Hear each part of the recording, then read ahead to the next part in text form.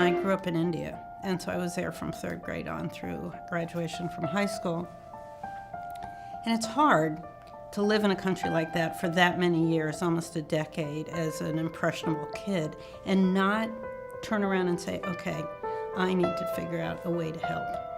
And so when I got on the airplane as a 17-year-old heading back to the US for college, I knew I was not coming back until I could make a difference. If you come out of India, the 2 things you're going to think about are pediatrics and infectious diseases. So the kids have great needs. And I had worked as a high school student in the Tibetan refugee camps on the Nepal-Indian border.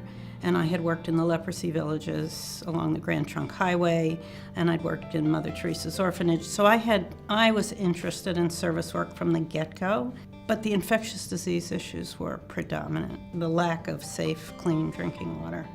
These experiences, seeing devastation that affects millions of people in third world countries, informs Dr. Grossman's mission as Associate Dean for International Programs at the University of Virginia Medical School. A highly accomplished expert in infectious diseases, Dr. Grossman has been part of the Best Doctors in America list every year since 2007. Her books, including the most recent, published this year, guide both clinicians and families in their efforts to prevent and survive infectious diseases. I am out there giving lectures in Vietnam or in China or in Burma or other places. At the same time, I'm talking to colleagues internationally about hosting our students and our residents. And so as a result, I could take this group of students and residents I had with me that I was directly responsible for that month and take them into traditional healing centers, tropical medicine hospitals, pediatric hospitals, general hospitals, clinics, you name it, we were there,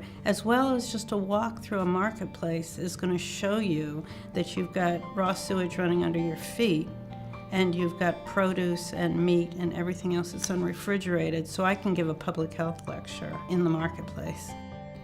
They're changed by it. Many of them come because they're first-generation South Asians or they're first-generation Vietnamese in this country by background. Many of them came from war-torn places themselves or their parents did. Others are just, plain old Americans who really want to make a difference in the world.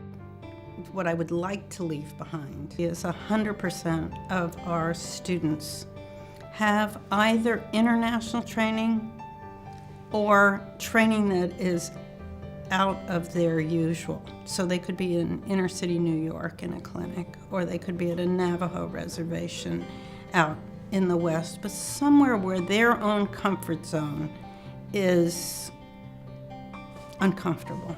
In the aftermath of the Haiti earthquake, Leigh Grossman found herself facing just that kind of dilemma. This is where being open and understanding of a diverse set of cultures enabled her to apply that healing touch to a boy whose parents were both killed in that earthquake. So I'm sitting there as an infectious disease specialist and a pediatrician who is not a psychiatrist, and I'm thinking, I am out of my league. But I had to come up with something to say to this little boy. He's 6, very articulate, very well put together. And I said to him, and it still makes me tearful thinking about him, but I said, your heart will always be broken, but it'll stop hurting. And I said, but what I want you to do, because your grandmother is taking beautiful care of you, is to go to school, do well in school, and I will see you next year when I come back. And then I had to take a walk up the street, which I never do. And that one's not leaving me.